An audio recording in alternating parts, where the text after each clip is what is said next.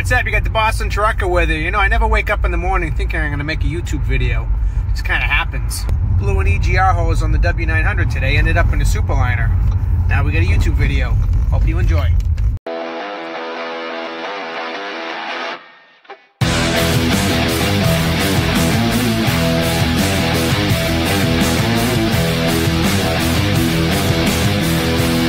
Boston Trucker here. Welcome to my channel. I hope you enjoy it.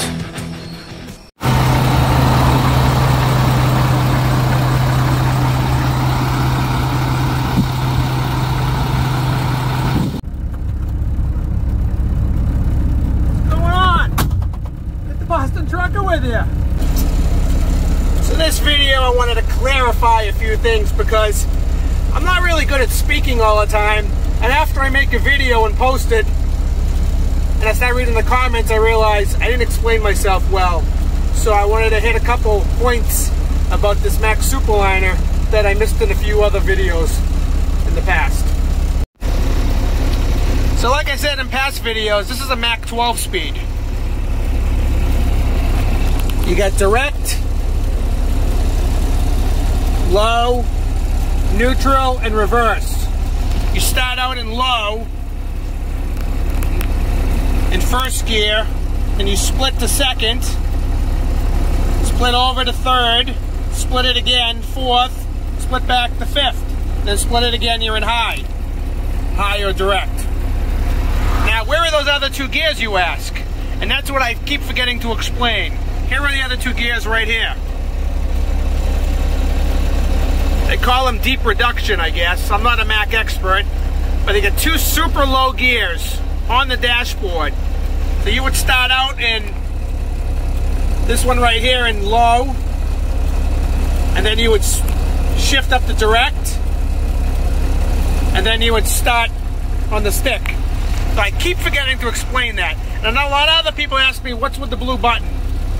The blue button is a tractor parking only, yellow tractor and trailer, red trailer. And a lot of the old trucks, I know mostly the Macks, got the blue buttons, so that's what that one always stays in pretty much. Hi, what on, buddy? Why are you driving that? Big video yesterday, all that fucking shit, ceramic coatings from Seb, and now you're in the fucking Mack. I'm telling you, I made 2 trips in it, and the EGR hose blew. I'm back in the Mack, kicking it old school. That's where I'm most happy, though. Come on. Right? A little ugly when you get out by the barracks there, Mike. It's backed up through that lights where that fucking paparazzi used to be, or whatever that restaurant is. Other than that, you got a good ride. I appreciate it. Looking back that way there. We'll catch you later on there.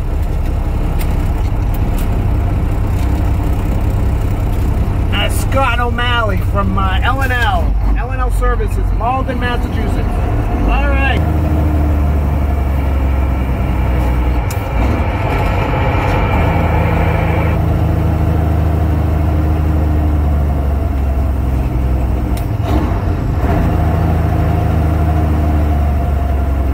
Also in these Macks, when you come to a stop, you got to shut the engine brake off or you'll stall out.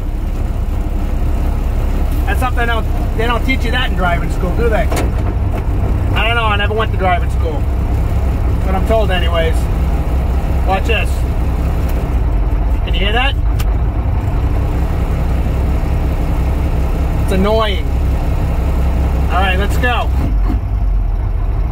For first low, we're gonna skip the split on this one. Now we're gonna split. Second low to second direct. Second direct to third low. Third low to third direct.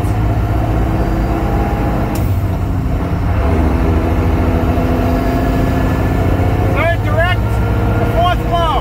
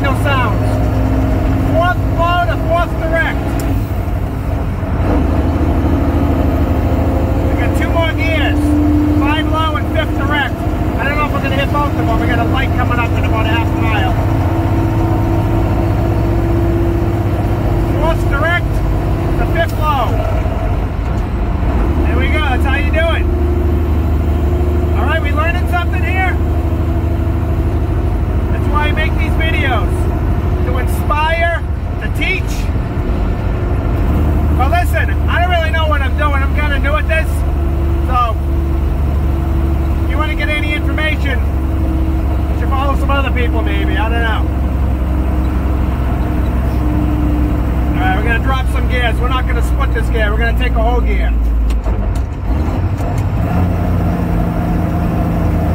We're gonna take another whole gear right here, no splitting.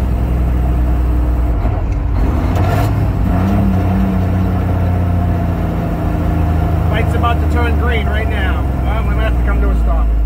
Come to a stop in these things, they're gonna shut the engine brake off.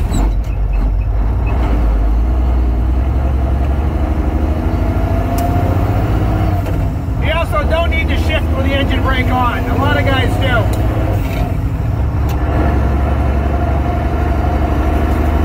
It does make the shifts a little smoother, but it's not necessary.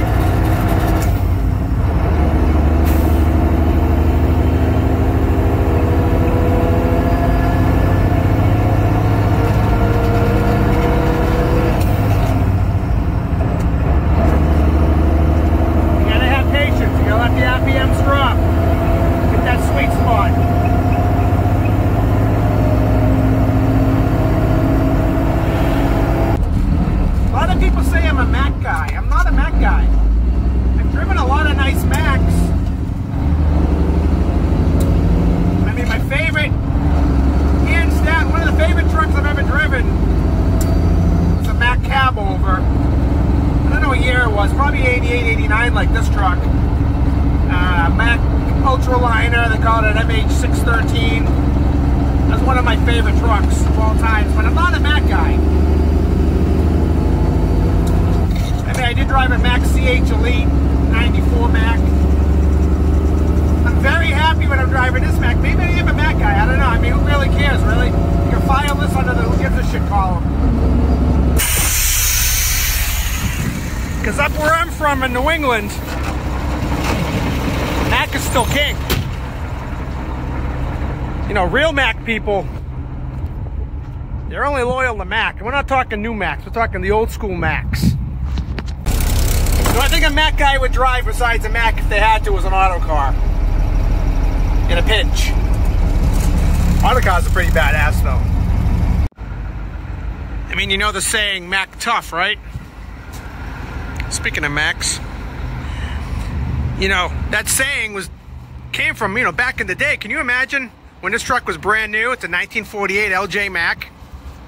How tough and rugged you had to be to drive one of these things. I mean, this truck, when it was brand new, it was owned by Reliable Fish out of Watertown, Massachusetts.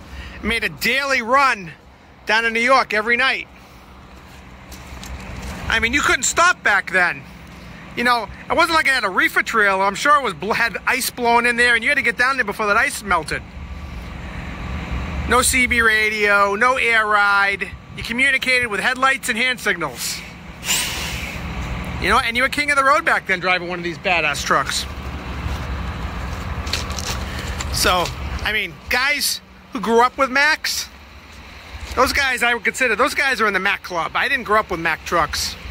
But I can definitely understand and appreciate the loyalty for these old Mack trucks. Look at that thing. It's got a 5 and 2. Imagine driving this every night. It was a job. It was work. It's work driving one of these old trucks. God, I'd love to have this steering wheel in my Kenworth. That is badass. Pretty awesome, huh? Mack tough. That's what it means right there. Mack tough. Bulldog trucking at its finest. No heated mirrors. No Sirius satellite radio. No air conditioning. Heating. I don't wonder if these things even had heat back then. Heated mirrors, no power steering, no frills, and you know what? No whining, because they didn't know any better back then. You just got it done. Not like today's truckers, push button trucking, reverse, neutral drive. Anybody can drive a truck now. Not like back in the day. It took guts, courage, sweat, and knowing that you're doing a job to feed your family. And that's all I got to say about that. Let's get out of here. Got some work to do.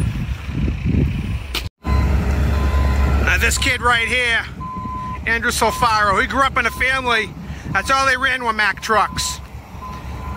R models. That's all they know.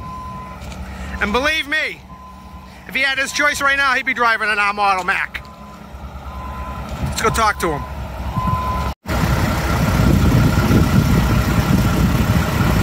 Say, Andrew. Yo.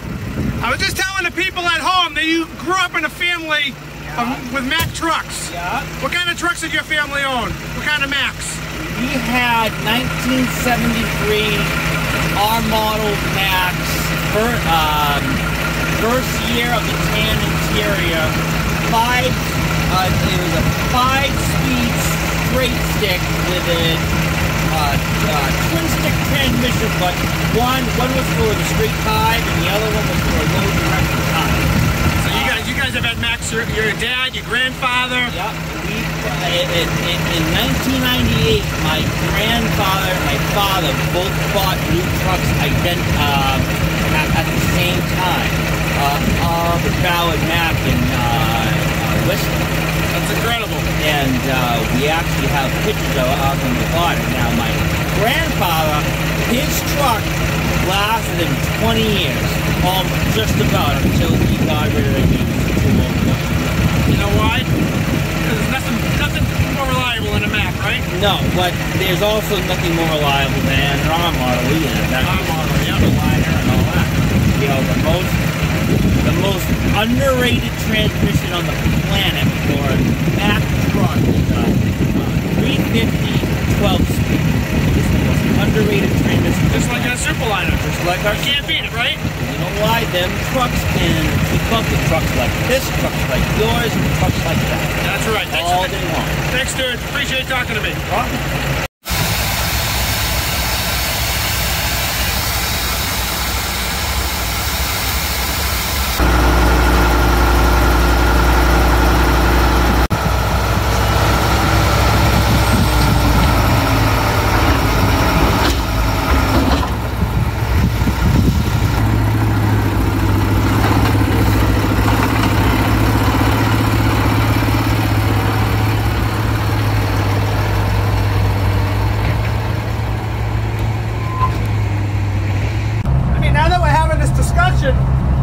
Starting to think maybe I am a Mack guy.